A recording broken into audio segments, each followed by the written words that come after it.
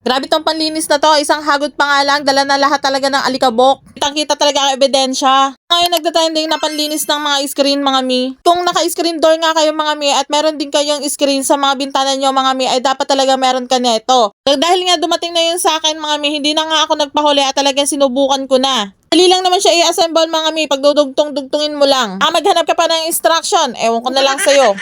Ay ko na nga siya dito sa screen ng bintana namin mga mi kasi sobra talaga alikabok nito mga mi. Lalo na ngayon mahangin masyado. O di ba kitang-kita nyo naman yan, yung line niya talagang nadadala talaga lahat ng alikabok. Baka ito na yung sign mo na maglinis ka ng bintana.